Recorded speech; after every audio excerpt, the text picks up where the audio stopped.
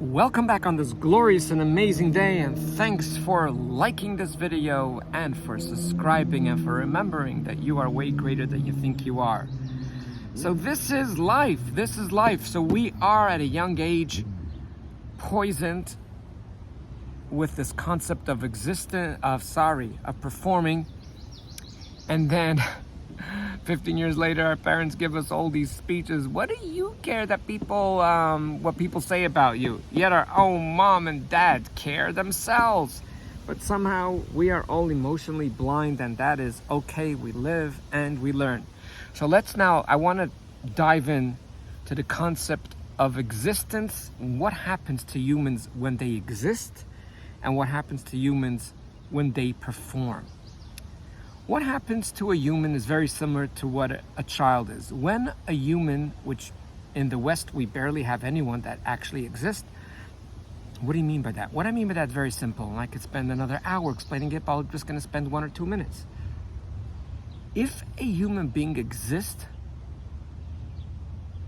they could actually sit with themselves and just be with the love of their life, which is themselves, for hours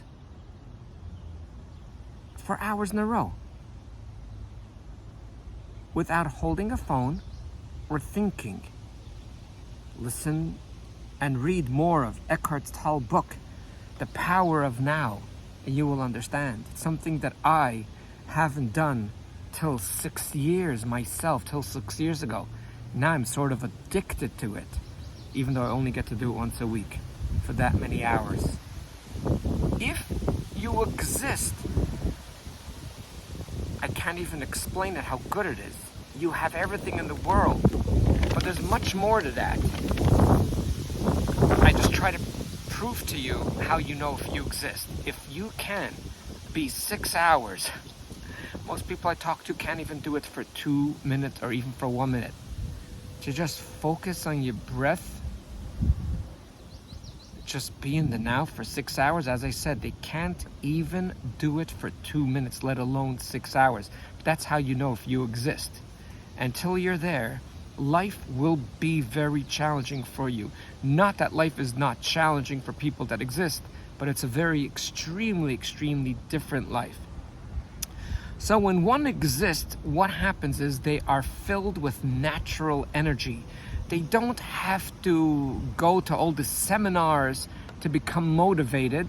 You never ever have to take a 1.5-year young child to a seminar to be motivated, to teach them how to explore. They are innate that way. We are innate that way.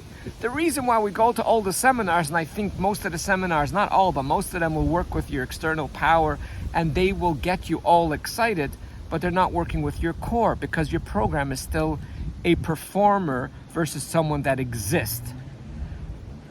So since you are still a performer, it can get you excited, and therefore there's some people that get so hooked on to these seminars that they keep on going back again and again and again, because it's not them.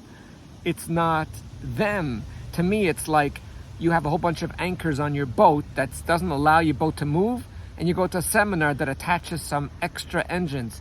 You don't need extra engines. The engine of your boat is sufficient enough to get your boat to soar and to fly. You just have to notice all those anchors and get rid of them without any more intervention, and you could just soar. So let's go back. When we exist, we are filled with energy, and we are filled with enthusiasm, and we just want to do one thing. We want to create, we want to explore, and that's something no one has to tell us. And there's a whole other big thing that happens, which we'll have to wait for next week, because I don't like to go over 5 minutes. We will continue on next week. What other stuff happens when a human exists, like a little child, till the age of 1.5, that he's already or she's already absolutely shut down, poisoned, and doomed for life? But try your best to do anything you can to focus on your core, so you will remember that you are way greater than you think you are.